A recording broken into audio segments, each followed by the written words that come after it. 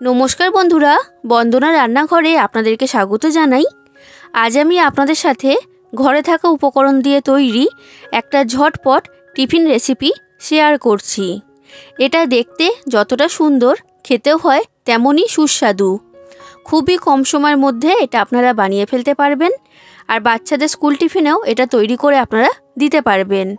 বাচ্চা থেকে বড় প্রত্যেকেই এটা খেতে খুবই পছন্দ করবে, আর একবার তৈরি করার পর বারবার কিন্তু রিকোয়েস্ট আসবে এটাই তৈরি করার জন্য।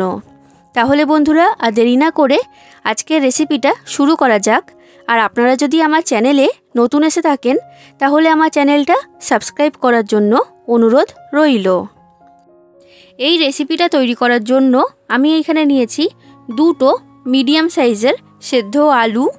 এবার এই আলু সেদ্ধর খোসাটা আমি ছাড়িয়ে নিচ্ছি। তো সব আলু সেদ্ধর খোসাটা আমি ছাড়িয়ে নিয়েছি।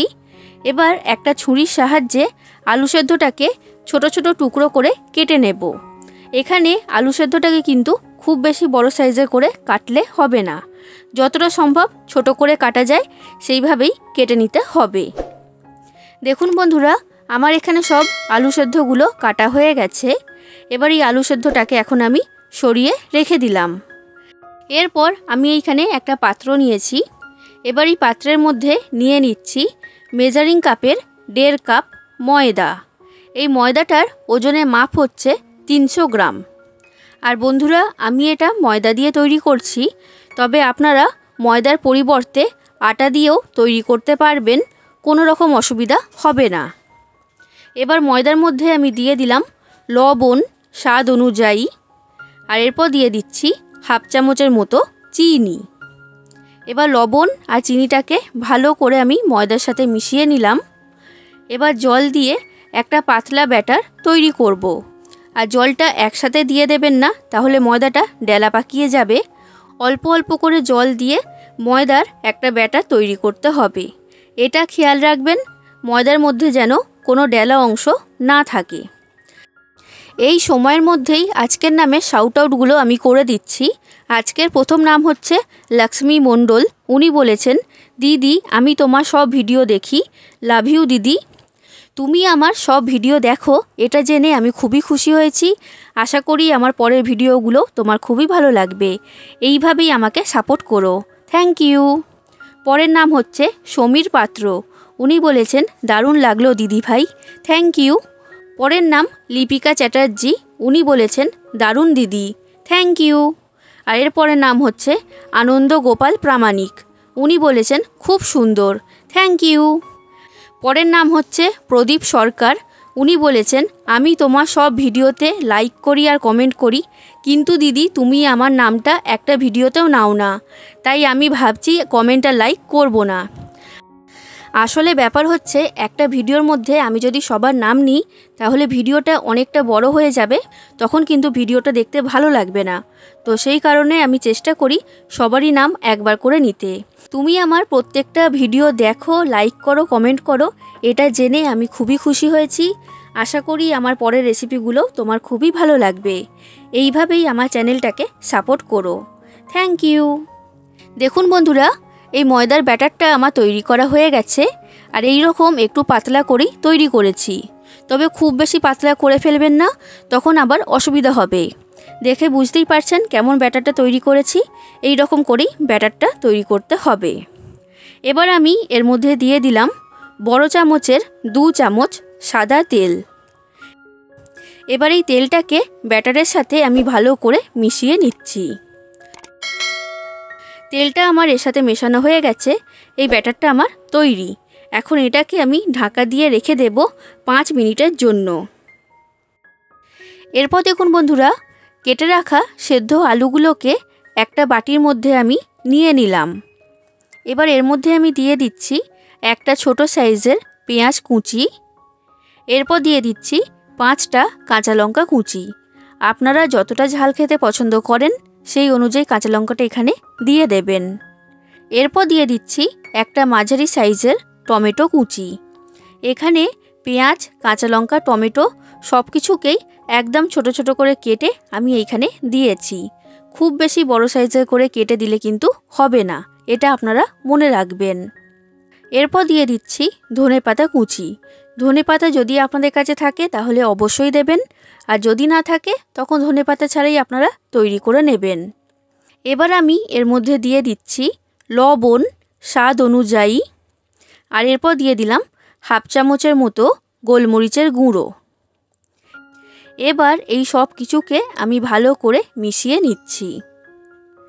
দেখুন বন্ধুরা, এটা আমার মেশানো হয়ে গেছে। এবার আমি এর মধ্যে দিয়ে দিচ্ছি ডিম। আমি এখানে 3টে ডিম ভেঙে এর মধ্যে দিয়ে দিলাম।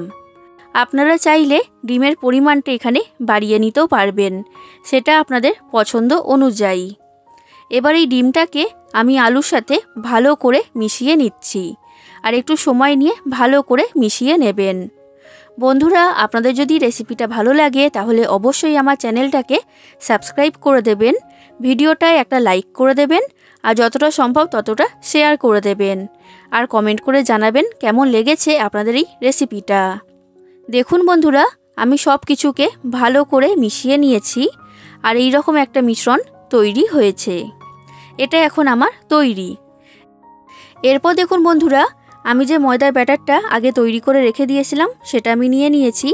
এই ময়দার ব্যাটারটা খুব ভালো মতো সেট হয়ে গেছে। এরপর গ্যাসের মধ্যে একটা ফ্রাই প্যান আমি গরম হতে বসিয়ে দিয়েছিলাম। ফ্রাই প্যানটা ভালো মতো গরম হয়ে গেছে। এবার ফ্রাই প্যানের মধ্যে দিয়ে দিলাম সামান্য পরিমাণ সাদা তেল। তেলটা এখানে খুব বেশি দেবেন না, অল্প করেই দিতে হবে। এবার আমি এর মধ্যে দিয়ে দিচ্ছি তৈরি করে রাখা ময়দার ব্যাটার। একটা বড় হাতার সাহায্যে ময়দার ব্যাটারটা আমি এর মধ্যে দিয়ে দিয়েছি, আর এটাকে পাতলা করে আমি ফ্রাই প্যানের মধ্যে চাড়িয়ে দিলাম। এবার গ্যাসের ফ্লেমটা মিডিয়াম ফ্লেমে রেখে এর একটা সাইড আমি হতে দেব। যখন দেখবেন উপরের দিকটা একদম শুকিয়ে গেছে তখন বুঝবেন নিচের দিকটা ভালো মতো ভাজা হয়ে গেছে। দেখুন বন্ধুরা, উপরের দিকটা এখন সম্পূর্ণ শুকিয়ে গেছে। এবার এটাকে আমি উল্টিয়ে দিচ্ছি।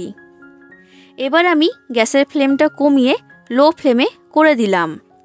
এবার তৈরি করে রাখা আলু আর ডিমের মিশ্রণ এর মধ্যে আমি দিয়ে দিচ্ছি, আর এইভাবে সমান করে চাড়িয়ে দিতে হবে।